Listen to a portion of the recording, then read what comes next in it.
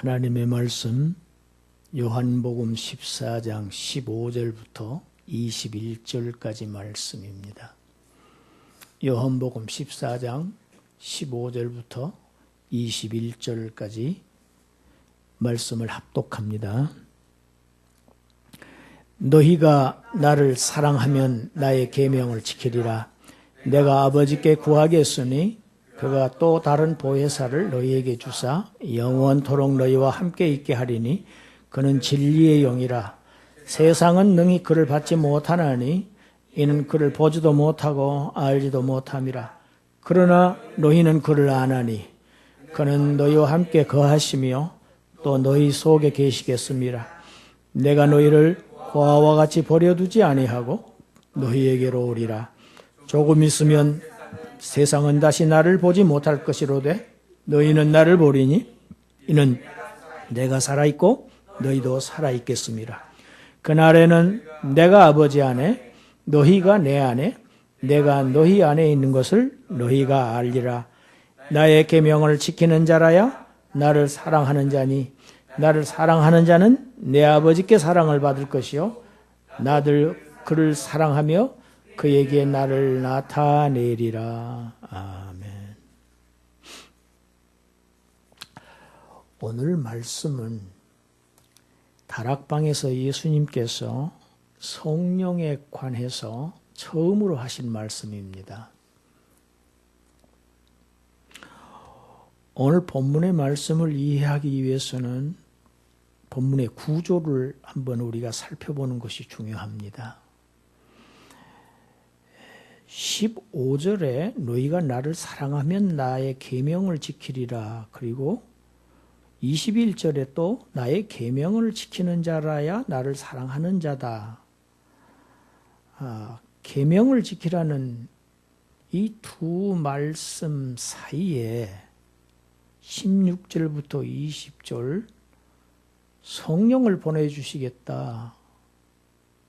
그 성령을 약속하신 말씀이 삽입되어서 마치 일종의 샌드위치 구조를 이루고 있습니다. 주님께서는 세상에 남겨질 제자들에게 새 계명을 너희에게 주노니 서로 사랑하라. 내가 너희를 사랑한 것 같이 너희도 서로 사랑하라. 이런 계명을 주셨습니다. 그런데 지금 제자들의 모습은 어떻습니까? 조금 전까지도 누가 크냐? 우리 주님이 왕국을 건설하실 때 누가 큰 자리 고위직에 앉겠느냐? 이런 문제를 가지고 싸웠습니다. 다투었습니다. 주님은 너희가 서로 사랑하라고 하는 계명을 주셨지만 제자들은 아직도 그 계명을 지킬 만한 능력을 가지고 있지 못합니다. 이렇게 영적으로 미숙한 제자들에게 주님이 새 계명을 주셨어요. 어떻게 해야 되겠습니까? 새 계명을 지킬 수 있도록 도우시는 조력자가 필요합니다. 도우실 분이 필요로 합니다. 그래서 그 도우실 성령에 대한 말씀을 가운데 지금 배치한 것입니다. 예수님께서는 자신이 아버지께 구해서 또 다른 보혜사를 보내주시겠다. 그래서 그 보혜사로 하여금 영원토록 제자들과 함께 있게 하겠다고 약속을 하십니다. 16절이지요. 하나님께서 제자들에게 또 오늘날 제자된 우리들에게 주시는 모든 각종 좋은 은사들은 다 예수 그리스도를 통해서 주십니다. 이것이 하나님께서 은사를 주시는 방식입니다. 성령 또한 마찬가지입니다. 성령도 예수 그리스도를 통해서 우리에게 주십니다. 그러니까 내가 구하겠다는 말씀입니다. 그래서 신학에서는 성령은 하나님께서 보내셨지만 성부로부터 성자에 의해서 성자로 말미암아 보내심을 받았다고 이렇게 가르칩니다. 보혜사라는 것은 굉장히 특별한 단어입니다. 피고인 옆에 서서 항상 피고인의 편을 들도록, 그를 변호하도록 재판관이 부른 사람을 보혜사라고 합니다. 이것이 파라클레토스라고 하는 이 원어의 개념입니다. 그래서 이 사람은 항상 피고인의 편을 듭니다. 오늘날 변호사가 그렇죠? 다른 사람은 다 피고인을 욕합니다. 박근혜 대통령을 다 욕할지라도 변호사는 항상 그의 편을 듭니다. 이것이 이 보혜사의 개념입니다. 그런데 보혜사 앞에 또 다른 보혜사를 내가 보내주겠다. 또 다른이라는 이런 수식어가 형용사가 붙었습니다. 또 다른이라는 이런 표현은 똑같은 종류이기는 하지만 또 다른 어떤 무엇을 표현할 때 쓰는 용어입니다. 그러니까 예수 그리스도와 성령은 신성인 면에서는 동일합니다. 동일하지만 예수 그리스도 제2위 하나님과 성령 제3위 하나님은 그 위격이나 그 하시는 일, 사역 면에서는 구분됩니다.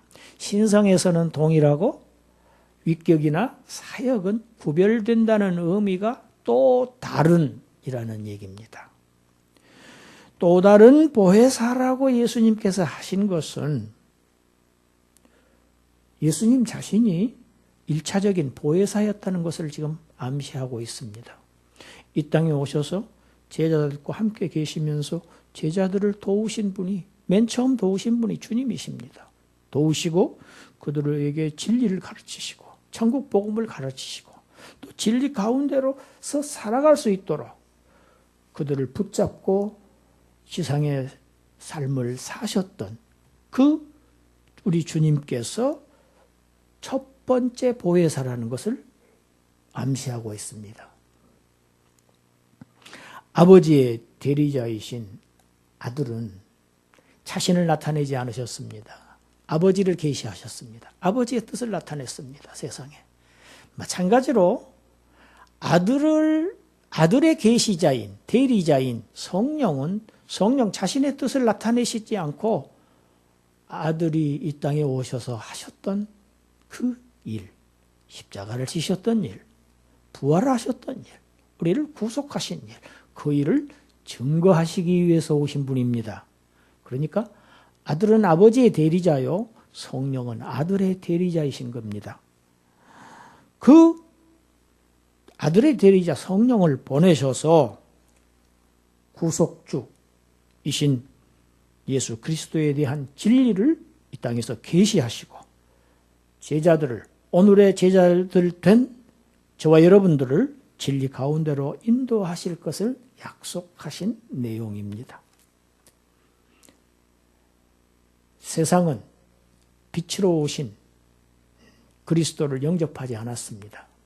알지 못했습니다. 마찬가지입니다. 세상은 역시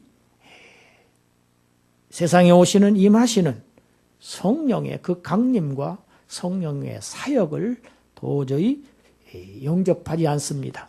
알 수 없습니다. 깨달을 수도 없습니다. 알지도 못합니다. 세상은 그리스도를 영접하지도 않았고 성령도 영접하지 않았습니다. 그래서 하나님을 영접하지 않은 것입니다. 하나님을 대적한 것입니다. 여기에서 세상이라고 하는 용어는 하나님의 백성이라고 하는 하나님의 백성에 반대되는 개념입니다. 하나님의 백성이 아닌 자들, 하나님으로부터 영원전에 택하심을 받지 못해서 유기된 자들입니다. 그들은 하나님을 거역하고 하나님이 보내신 아들을 거역하고 보내신 성령을 거역함으로 인해서 하나님께 철저하게 하나님과 대척점에 서 있는 그들을 세상이라는 용어로 요한은 지금 표현하고 있습니다. 세상은 그렇지만 그러나 제자들은 너희는 성령을 받을 수 있다고 지금 말씀하셨습니다. 왜 그런가? 어떻게 그렇게 가능한가? 지금 제자들의 형편은 말이 아닙니다. 아직 죄가 많습니다. 그리고 아직 진리를 분명하게 지금 분별하지 못하고 있습니다. 더구나 하나님의 나라에서 높은 지위를 지금 바라고 있고 탐욕스럽기까지 합니다. 그렇지만 중요한 점이 있습니다. 지금 형편없습니다. 제자들은. 모습이 지금 오실 제3의 하나님을 지금 모셔드릴 만한 그런 지금 형편이 못 됩니다. 지금 계신 주님에게도 지금 신실하지 못했습니다. 그러나 이들에게 아주 중요한 점이 있습니다. 그것은 그들이 지금까지 지상에 계셨던 예수 그리스도와 연합이 되시게 하셔서 주님과 일체가 됐다는 얘기입니다. 믿음으로 그리스도와 연합되어서 그리스도와 관계를 맺은 사람들입니다. 제자들은 주님과 관계를 맺은 사람들입니다. 그것이 제자라는 개념입니다. 관계가 맺어졌기 때문에 이걸 안다고 표현합니다. 안다는 개념은 관계가 맺어졌다는 얘기입니다. 우리가 그냥 안다는 얘기는 그냥 저 사람을 그냥 알아 이런 정도가 아닙니다. 아주 긴밀한 관계가 맺어졌다는 얘기입니다. 제자들은 주님과 3년 동안 함께하며 함께 전도하며 함께 숙식을 하며 고초를 겪으며 완전히 집을 떠나서 생업을 버리고 이렇게 해서 주님과 관계가 맺어진 사람들입니다. 이것을 연합이라는 수로로 신학에서는 얘기를 합니다. 주님과 연합된 자들, 이들은 주님과 연합되었기 때문에 오실 성령과도 연합된 것입니다. 할렐루야. 관계가 맺어진 것입니다. 그래서 성령은 그들과 함께 거하십니다. 관계가 맺어진 자만 함께 거할 수 있습니다. 함께 거하시고 그들 속에 계셔서 그들의 삶과 또 그들이 앞으로 이룰 위대한 천국 복음을 증거하는 이런 위대한 사역을 성령께서 주도하실 것입니다.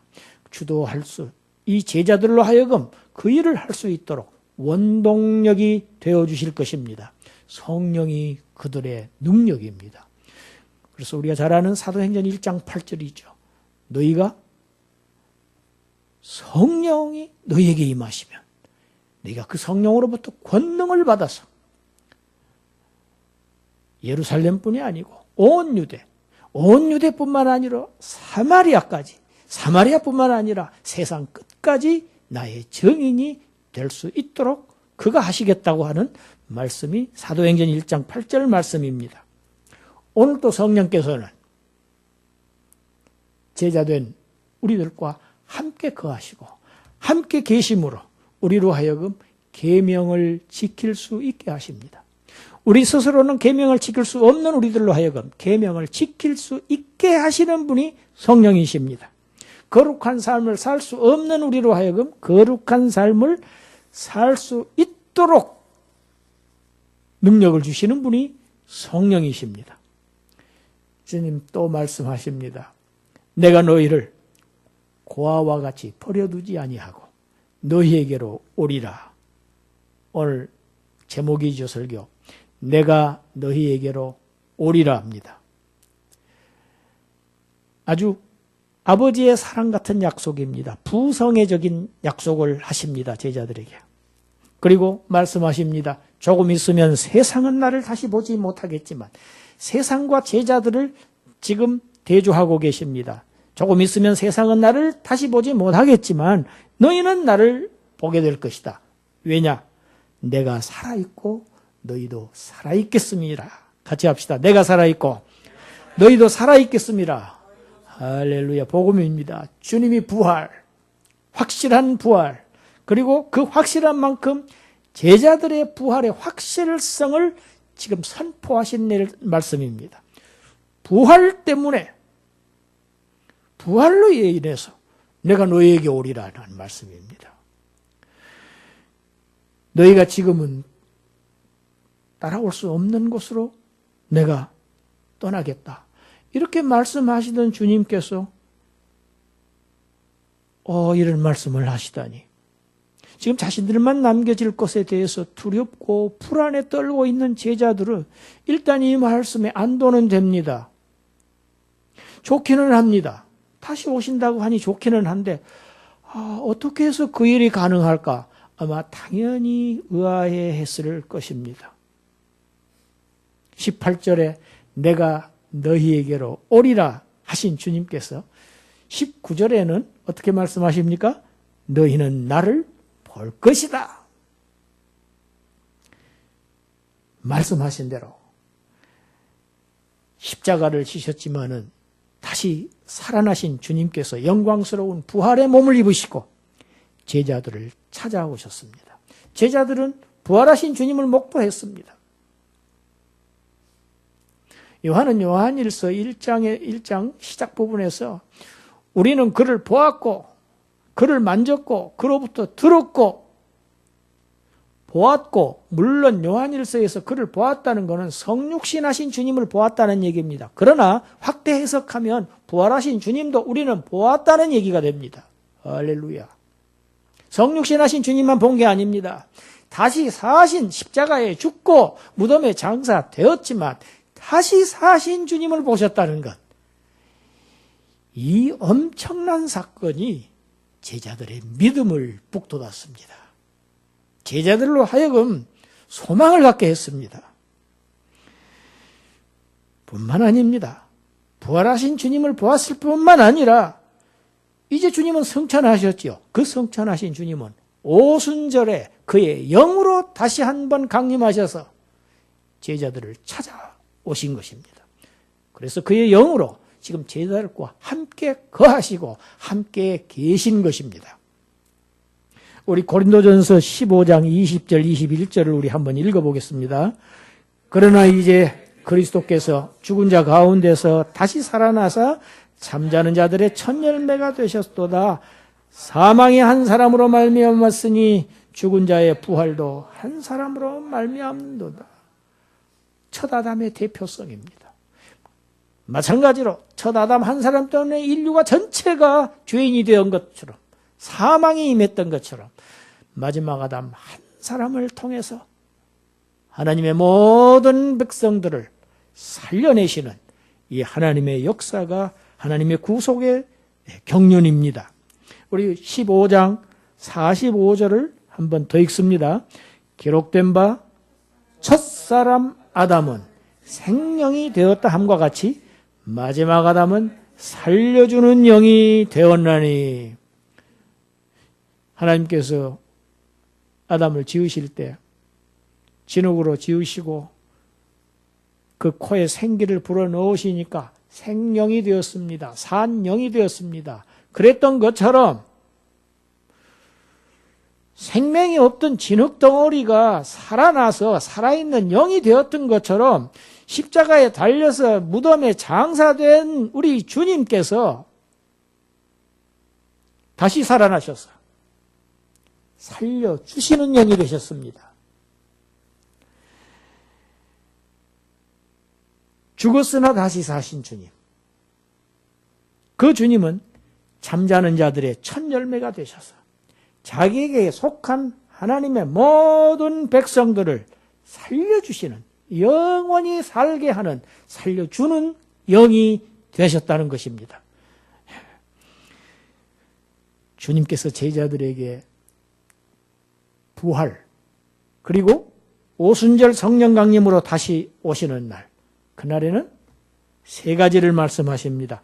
내가 아버지 안에, 같이 합시다. 내가 아버지 안에, 너희가 내 안에, 내가 너희 안에, 그렇게 있다는 사실을 너희들이 확실히 알게 될 것이다. 다시 오시는 날, 그 날에는, 물론 그 날을 부활의 날로만 국한해서 해석하는 주석가들도 있습니다. 또 오순절 성령 강림 사건으로만 국한해서 해석하는 주석가들도 있습니다. 그러나 일부 주석가들은 주님의 부활하시는 날도 함께 포함되어 있습니다. 두 가지가 다 적용이 된다고 봅니다. 왜 그러냐면 내가 살아있고 너희도 살아있겠으므라 부활을 지금 말씀하신 것이기 때문에 그렇습니다. 동시에 성령을 약속하신 것이기 때문에 그렇습니다. 성령은 그리스도의 영입니다. 아들의 영입니다. 아들께서 보내주신 영이기 때문에 동일합니다. 내가 아버지 안에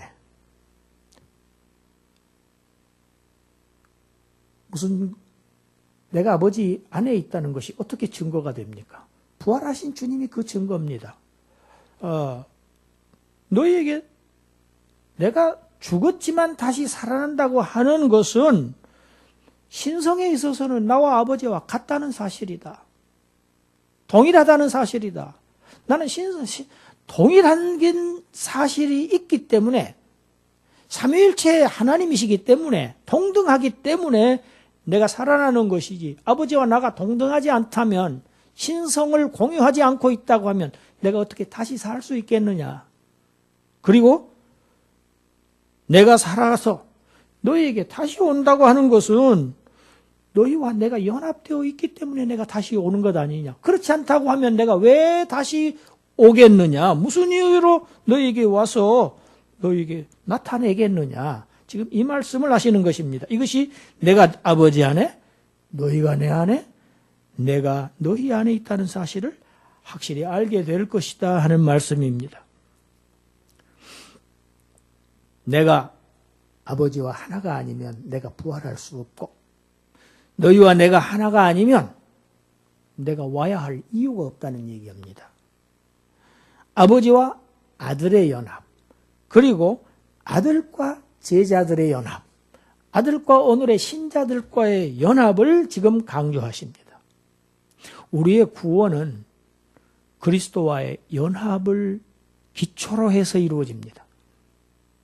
그래서 하나님께서 우리를 연합시키셨어요. 자기의 택한 백성들을 예수 그리스도 안에서 우리를 택하셨습니다.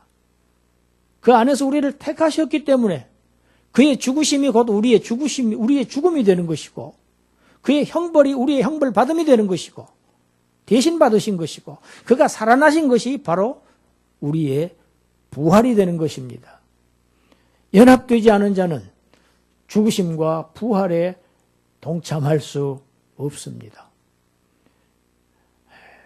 유명한 신학자 한 사람은 그렇게 얘기했습니다. 무덤 없이 부활 없다고 그랬습니다. 죽음이 없이 부활이 있을 수 없습니다. 주님은 죽으셨습니다. 그러나 죽고 끝나신 것이 아니고 다시 살아나셨습니다. 우리도 반드시 죽습니다.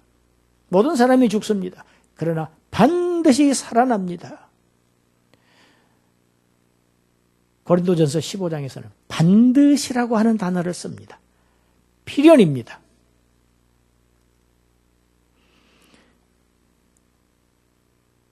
부활하신 그리스도를 그러면 바라볼 수 있는 사람이 어떤 사람들인가?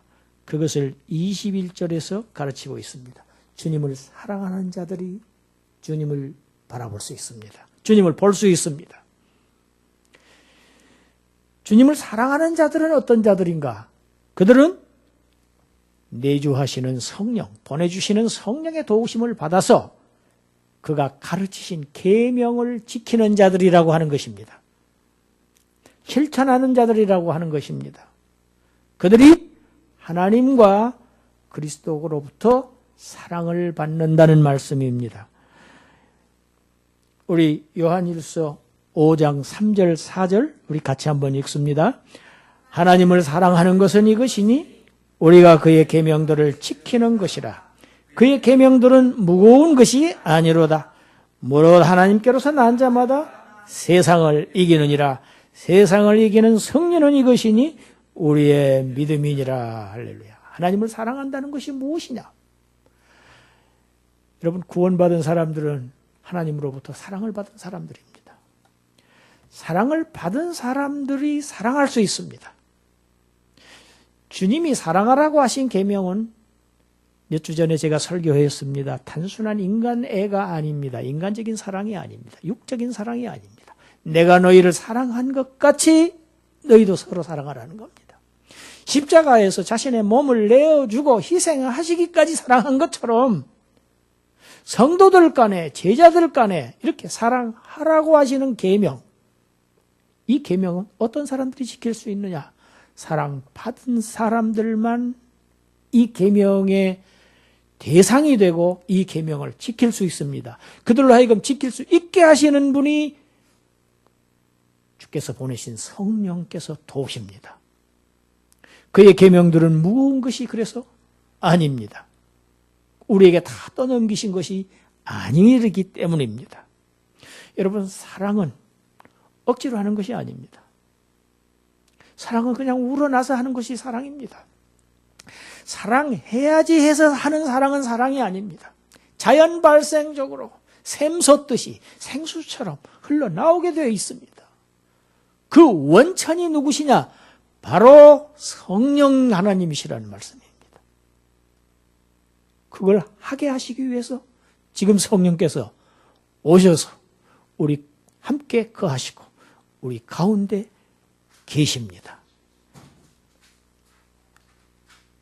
하나님께로 난 하나님의 백성들, 중생한 사람들, 거듭난 사람들은 다 세상을 이깁니다. 세상을 이깁니다. 승리합니다. 세상은 사랑하지 않습니다. 미워합니다. 싸웁니다. 죽입니다. 빼앗습니다. 그러나 하나님의 나라는 그것이 아닙니다. 하나님의 나라의 백성들은 그렇지 않습니다. 거기에 핵심적인 가치는 사랑입니다. 그 사랑을 실천하는 무리들입니다. 예수 그리스도께서 이 땅에 오셔서 자신의 죽음과 부활을 통해서 저와 여러분들의 구원을 완전히 성취하셨습니다.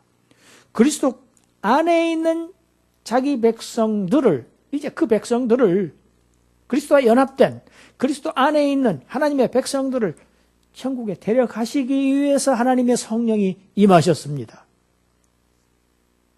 성령을 보내주셨습니다. 그래서 세상 끝날까지 너희와 함께 하겠다고 하셨습니다. 내가 너희에게로 오리라 약속하신 주님, 제자들에게 부활로 나타나셨고 오순절 성령 강림으로 나타나셨습니다. 이제 저와 여러분들, 제자된 자들, 오늘의 제자된 자들, 신자들에게는 이제 우리를 데려가시기 위해서 처소를 예비하시면 우리를 데리러 다시 오시겠다고 약속했습니다. 할렐루야. 내가 너희에게로 오리라. 제자들에게 약속하신 주님은 부활로 오셨습니다. 성령 강림으로 오셨습니다. 마찬가지로 주님 다시 확실하게 오실 것입니다. 그것이 저와 여러분들의, 우리들의 희망이고 소원이고 최대의 축복입니다. 진리의 성령의 인도하심을 받아서 그 날까지 천국 가는 길을 주님의 손을, 성령님의 손을 붙잡고 따라가는 그러한 여러분들이 되시기를 주님의 이름으로 축원합니다. 기도하겠습니다. 하나님 감사합니다.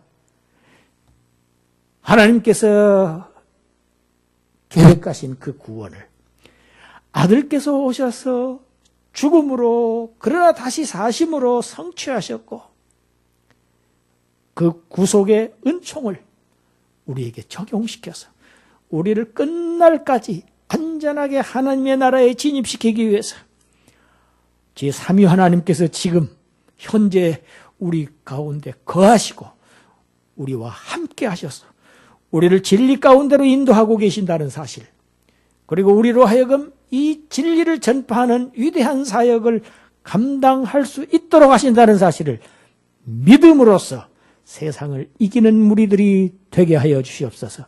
예수님 이름으로 기도드리옵나이다. 아멘.